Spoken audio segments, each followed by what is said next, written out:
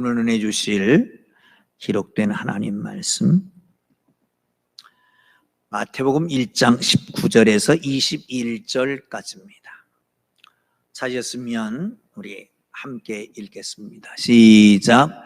그의 남편 요셉은 의로운 사람이라 이를 드러내지 아니하고 가만히 끊고자 하여 이 일을 생각할 때에 주의 사자가 현몽하여 이르되 다윗의 자손 예수여 다윗의 자손 요셉아 내 안때 마리아 데려오기를 무서워하지 말라. 그에게 잉태된 자는 성령으로 된 것이라.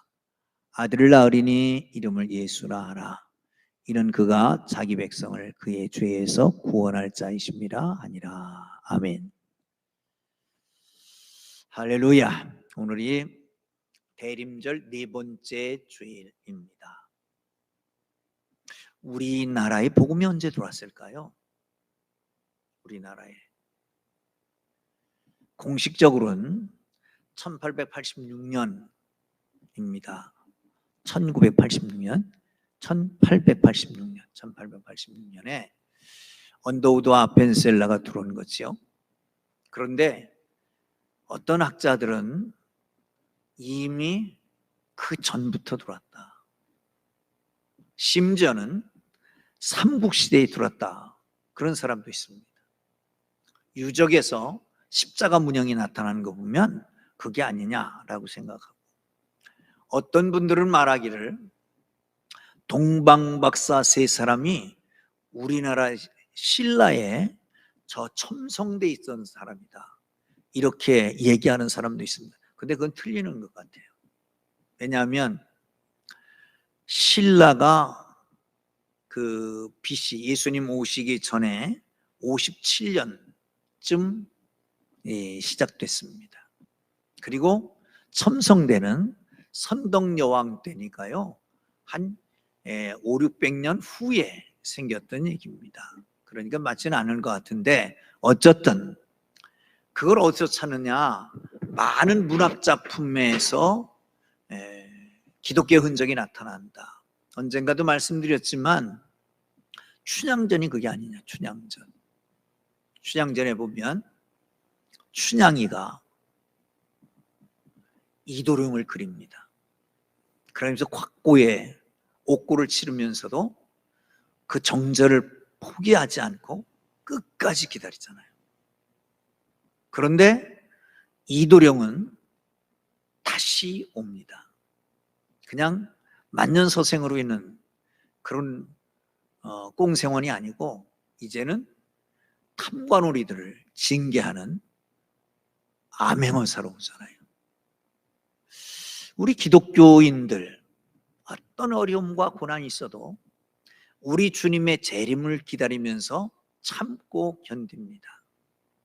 우리 주님께서 오십니다.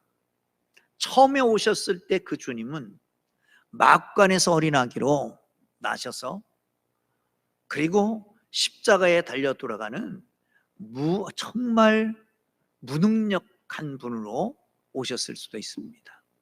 그런데 다시 오실 메시아 예수 그리스도는 온 세상을 심판하실 심판주로 오시게 됩니다. 우리 대림절을 맞습니다. 대림절 네 번째 주일입니다. 대림절은 이렇게 정합니다. 11월 30일 11월 30일을 좌우로 가장 가까운 주일을 대림절 첫 번째 주일로 합니다. 금년에는 3일이 첫째 12월 1일이 주일이었잖아요. 그러니까 그 앞에 금요일이 11월 30일이었으니까 첫째 주부터 대림절 첫째 주가 돼서 오늘 네 번째 주가 되는 거죠. 대림절은 그리스도께서 오셨고 오시고 있고 또 오실 것이라고 하는 메시지를 담고 있습니다. 대림절은 교회가 그리스도의 오심을 즐겁게 기억하고 그 재림을 4주간 동안 기다리는 겁니다. 사랑하는 성도 여러분, 요셉의 기다림 아기 예수를 기다립니다.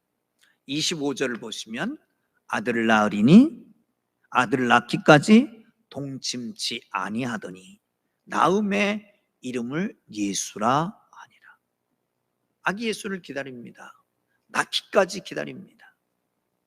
여러분, 이 어린이들이 있을 때는 못할 말이지만 피가 끓는 젊은이가 아들 낳기까지 참고 기다린다. 이건 모든 것을 다 절제하고 기다리는 겁니다. 뭐 하나를 위해서 모든 걸 다 포기할 수 있다면 이게 얼마나 귀한 거겠어요. 이게 다 포기하고 모든 것을 다 절제하고 이걸 기다리는 거예요. 예수님의 오심을 기다리는데 젊은이로서 모든 것을 다 포기하고 예수를 기다리고 있습니다. 그를 가리켜서 마태복음에서는 이렇게 말합니다. 그 남편 요셉은 의로운 사람이라. 의로운 사람이라. 사랑하는 성도 여러분, 마태가 말하는 것처럼 의로운 사람이라고 지칭하는 요셉의 기다림을 통해서 의인이 어떤 것이냐를 함께 나누고 2024년 마지막 대림절을 잘 보내고 우리 주님을 맞이하기를 주의 이름으로 축원합니다. 할렐루야. 19절을 보겠습니다. 시작. 그의 남편 요셉은 의로운 사람이라 그를 드러내지 아니하고 가만히 끊고자 하여. 그 남편 요셉은, 마리아의 남편 요셉은 의로운 사람이다. 여러분, 의로운 사람은 어떤 사람입니까? 보편적으로 의로운 사람이란 원칙을 중시하고 강직한 성격을 가진 사람, 그게 바로 의로운 사람일 겁니다. 지금 처리해야 될 문제가 있습니다. 그게 뭐냐면 아내의 문제입니다. 정혼한 여인의 문제입니다. 유대인들은 결혼을 아주 중요하게 생각했습니다. 심지어는 아내를 갖지 않으면 행복하지 않다, 하나님으로부터 축복도 없다, 선행은 쌓을 수도 없다, 온전한 인간이 될 수도 없다, 이방인과 결혼하면, 특별히 딸이 이방인과 결혼하면 그날로 장례식을 치르고 죽은 사람 같이 생각할 정도입니다. 그런데 그 의로운 사람 요셉은 정혼한 여인이 있었습니다. 정혼은 뭐냐? 우리는 약혼 결혼, 요즘 약혼도 별로 없습니다만은 약혼 결혼 그렇게 하는데 이 유대인들은 세 단계를 거칩니다. 약혼, 정혼, 결혼. 정혼할 때는 결혼 지참금도 건넵니다. 정혼은 완전한 결혼 상태는 아니지만 결혼과 동등한 법적 효력을 갖습니다. 파혼하게 되려면 파혼 증서를 줘야 될 정도입니다. 결혼할 때까지 잠자리를 같이 할 수는 없습니다. 그러나 공적으로 세상에서 속한, 서로에게 속한 관계, 이런 것입니다. 정혼은 유대 전통으로 2명의 증인을 세우고 상호간에 합의하면, 그리고 신랑이 선포하면 정혼이 되는 거예요. 그런데 이 의로운 사람 요셉에게 문제가 발생했습니다. 뭐냐? 잠자리를 같이 하지도 않았는데 아이가 생겼다는 겁니다. 청천벽력입니다. 율법, 당시의 의로 말하면 돌로 쳐 죽여야 됩니다. 그것이 율법적인 의입니다. 지금도 우리는 의, 정의 그러면 잘못을 드러내고 야단치고 공격하고 부수고 심지어는 죽여야 되는 것, 그것으로 생각합니다. 그런데 의로운 사람 요셉은 마리아의 입장을 먼저 생각합니다. 그를 가리켜서 의로운 사람이라고 말합니다. 정의를 빙자해서 자기 분노를 표출하고 악한 감정으로 복수하고 사람을 짓밟고 분풀이를 하고 그러면서 나는 그렇지 않다고 멸시하고 자기 과시를 하고, 그건 의로운 사람이 아니죠. 참된 의인은 헤세드라고 합니다. 헤세드는 히브리어로 사랑이라고 하는 뜻입니다. 이것은 참 의인은 사랑과 덕과 자비, 거기서 오는 겁니다. 배려하는 마음은 하나님의 마음이고, 배려하는 마음은 예수님의 마음입니다. 배려는 남의 아픔과 고통을 자신의 아픔과 고통으로 느낄 수 있는 겁니다. 배려는 돌을 던지기 전에 상대방의 입장, 그 마음을 헤아리는 겁니다. 그게 바로 배려입니다. 그게 의이고요. 성경은 그를 가리켜서 의로운 사람이라고 말합니다.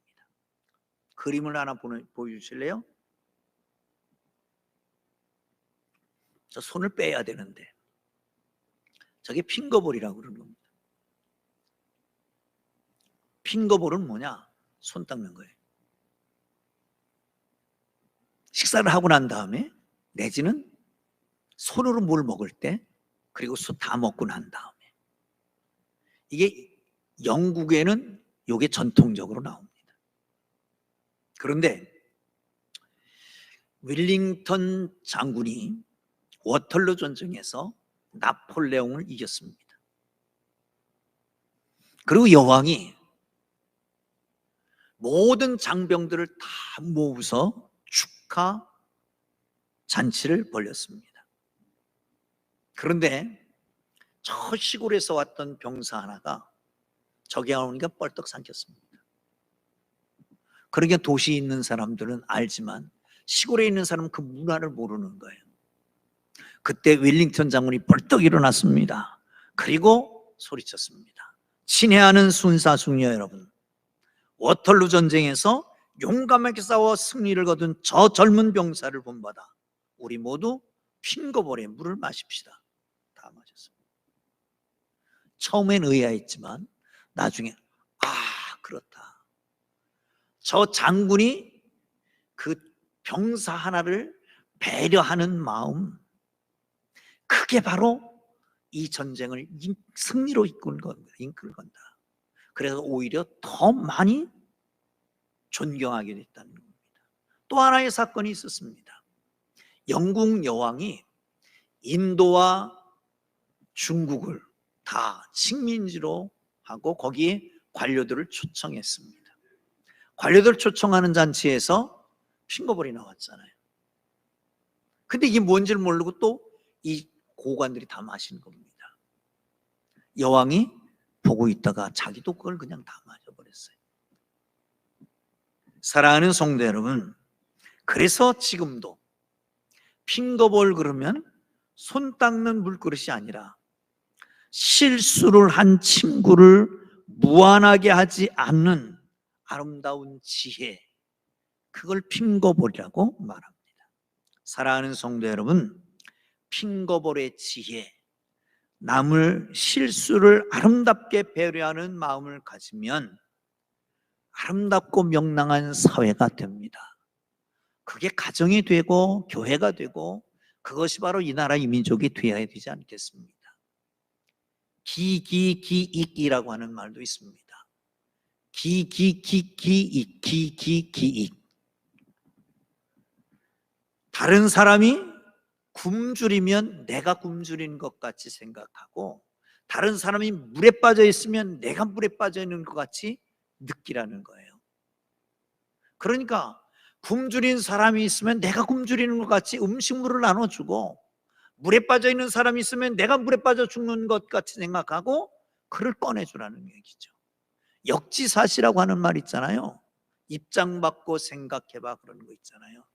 사랑하는 성도 여러분, 그렇습니다. 우리는 어떻게 구원받았습니까? 에베소 2장 4절부터 5절까지를 보면 이렇게 말씀합니다. 긍휼에 풍성하신 하나님이 우리를 사랑하신 그 큰 사랑을 인하여 허물로 죽었던 우리를 그리스도와 함께 살리셨고 너희가 은혜로 구원을 얻은 것이라. 아멘. 할렐루야. 우리 그냥 내비둬줬으면 허물과 죄로 죽어있는 사람입니다. 그런데 하나님께서, 긍휼이 풍성하신 하나님께서 독생자를 보내주셔서 그를 십자가에 못 박고 우리를 구원하셔서 우리가 하나님의 사람이 된 거 아니겠습니까? 그렇기 때문에 예수님은 이렇게 말씀하십니다. 마태복음 5장 7절에서 긍휼히 여기는 자는 복이 있나니 저희가 긍휼히 여김을 받을 것이요, 남을 허물을 들춰내고 타는 그런 사람이 아니라 남의 허물을 긍휼히 여기는 사람은 긍휼히 여김을 받습니다. 그러면 반면에 남의 허물을 드러내는 사람은 어떻게 할까요? 하나님께 긍휼히 여김을 받지 못한다는 겁니다. 사랑하는 성도 여러분, 예수님은 어떻게 하셨습니까? 예수님 모른다고 다 도망갔잖아요. 심지어는 베드로는 3번씩이나 부인하고 갔잖아요. 그리고 고기 잡는 그 현장으로 달려가셨습니다. 부활하셔서. 그리고 불러서 묻습니다. 3번이나 베드로야, 내가 나를 사랑하느냐? 네가 나를 사랑하느냐? 네가 나를 사랑. 왜 3번? 3번 부인했기 때문에. 그래서 완전히 회복시켜 주시잖아요. 사랑하는 성도 여러분, 성탄절 어떤 사람이 주님을 맞이할 수 있을까요? 똑똑한 사람, 남의 허물을 지적하는 사람, 바른 말 잘하는 사람? 아닙니다. 성탄에 오신 예수님을 맞이하려면 용서하는 사람이어야 됩니다. 자신을 속이는 사람도 용서하고, 자신을 부끄럽게 한 사람도 용서하고, 미워하는 사람도 용서하고, 수치를 안겨준 사람도 용서하고, 마음에 미움을 품고 누군가를 미워하고 있다면 사랑 품게 되기를 주의 이름으로 축원합니다. 여러분, 그렇습니다. 성탄에 아주 기가 막힌 조연을 했던 이 요셉은 의로운 사람, 남을 배려하는 사람, 용서하는 사람, 그 속에서 예수님을 맡게 되는 걸 믿으시기를 축원합니다. 할렐루야. 두 번째, 1장 20절입니다. 시작. 이 일을 생각할 때에 주의 사자가 현몽하여 이르되 다윗의 자손 요셉아, 내 아내 마리아 데리고 오기를 무서워하지 말라. 그에게 잉태된 자는 성령으로 된 것이니라. 아멘. 할렐루야. 이 일을 생각할 때에, 요셉은 생각이 많은 사람입니다. 데카르트는 우리가 잘 아는 말, 생각한다, 나는 생각한다, 고로 존재한다 그랬잖아요. 동물은 본능으로 삽니다. 사람은 생각하고 행동합니다. 어떤 사람은 육체적 본능만으로 이끌려가고, 반면에 어떤 사람은 생각이 앞서고 그 생각에 따라서 움직입니다. 그걸 가리켜서 순수하지 못하다고 할까요? 아닙니다. 아닙니다. 생각이 없으면 편안할 수 있습니다. 생각이 있기 때문에 불편하고 괴로울 수도 있습니다. 그런데 생각이 없이 편안한 것은 동물적인 평안함입니다. 생각이 있기에 행복하기도 하고 불행하기도 하지만 그래도 생각이 있어야 됩니다. 고상한 사람은 좀 더 높은 차원의 생각을 하는 사람이고, 그리고 저속한 사람은 좀 더 낮은 쪽의 생각을 합니다. 입고 먹고 사는 것, 육체적 생활이라고 하는 건 다 비슷합니다. 생각의 차이입니다. 생각의 차이. 어디에 관심을 갖느냐는 거죠. 생각과 관심 어디에 두느냐에 따라서 생의 목적이 설정됩니다. 가치관이 설정되고 세계관이 설정됩니다. 그 속에서 사람의 운명도 설정됩니다. 두 사람의 타입이 있습니다. 한 사람은 먼저 본능대로 살아놓고 생각을 이에 맞추는 겁니다. 말해놓고 거기다 맞추려고 그러니까 변명할 수밖에 없는 거죠. 말이 많을 수밖에 없는 겁니다.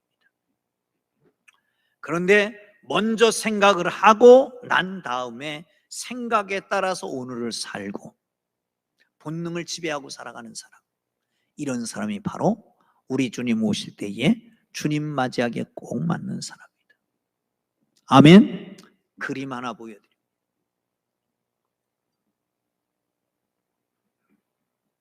뭐가 보이십니까? 요셉의 꿈이라고 하는 작품이니까 요셉이 보이겠죠. 그죠? 이 조르주 드라뚜르라고 하는 사람은 촛불을 많이 그린답니다. 촛불. 그래서 촛불의 화가라고도 그러는데 잘 보이진 않지만 저쪽에 촛불이 있는 것 같죠. 그리고 촛불에 비춰진 모습을 봅니다. 한 사람이 턱을 괴고 앉아서 졸고 있는 것 같아요. 저 사람이 누굴까요? 그 사람이 바로 요셉인 것 같습니다. 앞에 있는 이 사람은 천사입니다. 대부분 턱을 괴고 있다. 이건 뭘까요? 혼란. 그래서 뭔가 생각하고 있는 거예요. 그런데 거기 천사가 왔습니다. 그래서 손을 내밀어서 뭔가 붙들어주고 있는 것 같잖아요. 혼란한 마음을 붙들어주고 있는 겁니다. 그런데 자세히 보면 무릎에 성경책이 펼쳐 있습니다. 저 밑에 저 자막이 없으면 딱 보일 텐데 성경책이 펴 있습니다. 그러니까 이런 말을 하고 싶었던 것 같아요. 혼란에 빠졌습니다. 무엇 때문에? 내 사랑하는 정혼자가 임신했다. 얼마나 혼란스럽겠어요. 그래서 깊이 생각하는 거예요. 그러다가 성경을 폈어. 그리고 잠이 들었는데 천사가 나타나서 가르쳐 주는 거예요. 현몽하는 거예요. 마리아 데려오기를 무서워 말라. 그에게 잉태된 것은 성령으로 된 것이다. 사랑하는 성도 여러분, 생각합시다. 그리고 그 생각에 깊이 묵상하고 깊이 말씀을 보고 생각하고 깊이 묵상하다가 정말 하나님의 말씀에 닿아서 말씀으로 답을 얻는 이런 사람, 이게 바로 생각하는 사람입니다. 아멘. 할렐루야. 마지막으로 24절 보겠습니다. 시작. 요셉이 잠에서 깨어 일어나 주의 사자의 분부대로 행하여 그의 아내를 데려왔으나. 이런저런 생각에 잠겨 있다가 주의 사자가 나타났습니다. 말씀 속에서 답을 얻었는지도 모릅니다. 말씀을 보다가 하나님의 거룩하신 천사의 답이 있었을 수도 있습니다. 여러분, 그런데 중요한 거는요, 성경을 무릎에 펴놨는데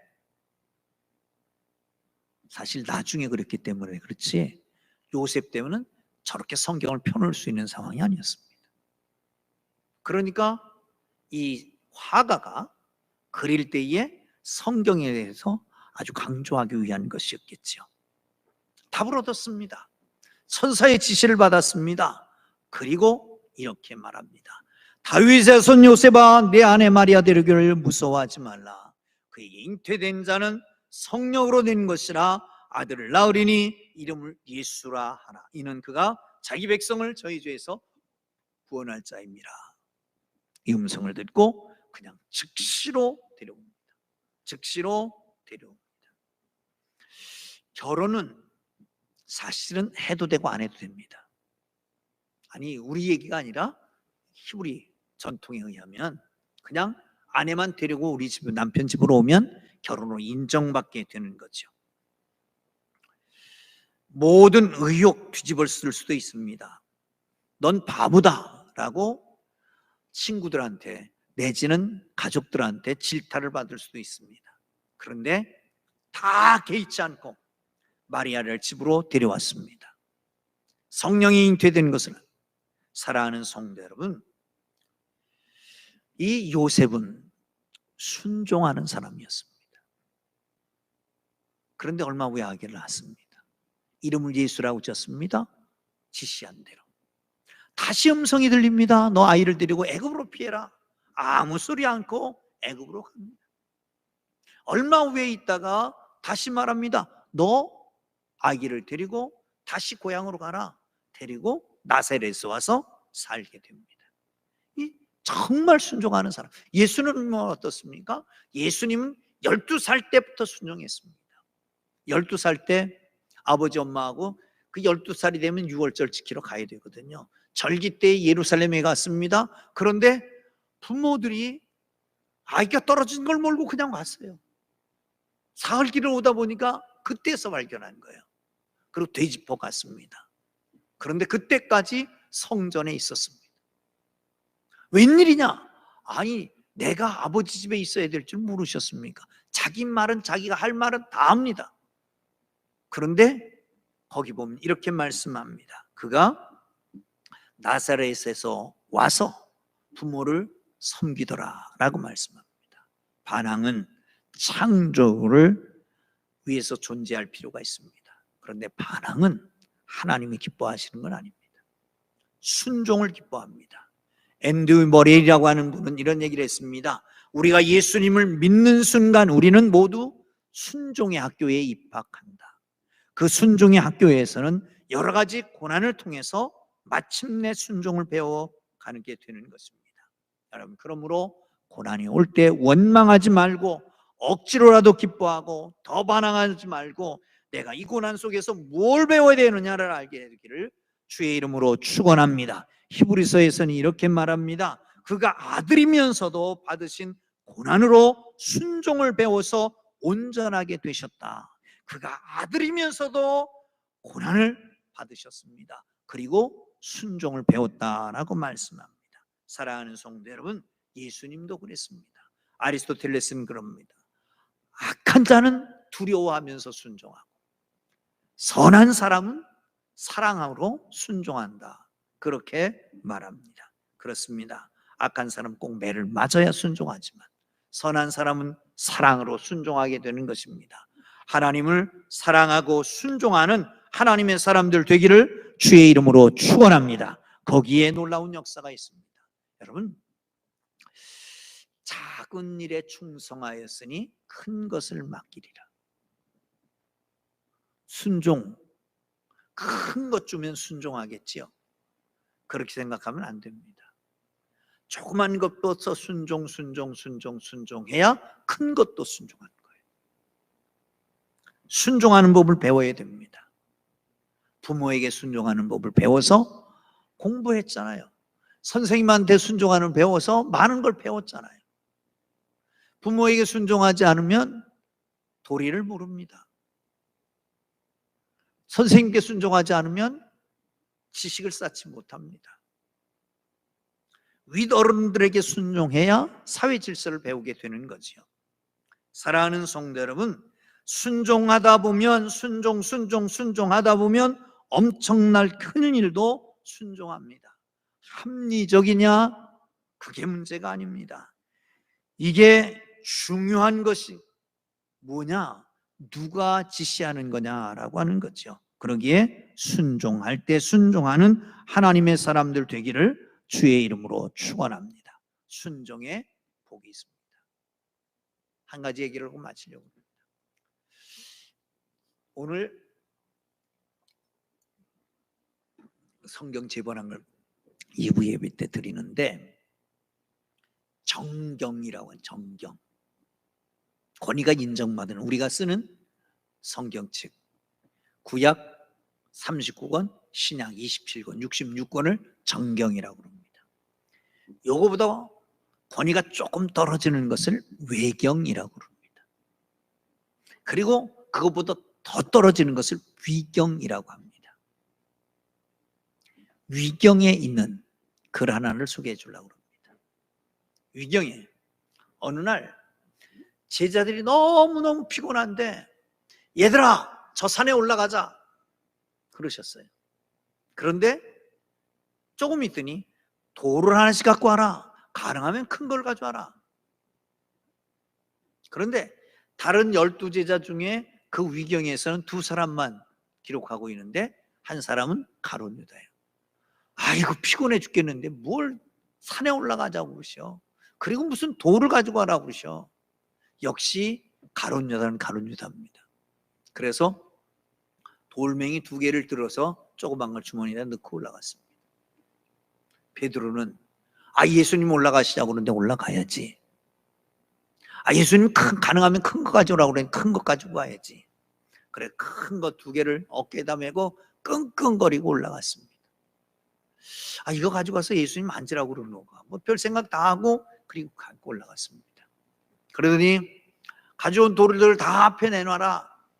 어떤 애들은 조약돌 갖고 조금 큰 것도 가져오고, 그리고 베드로는 이렇게 큰 바위덩어리 같은 것들 갖다가 다 놨습니다.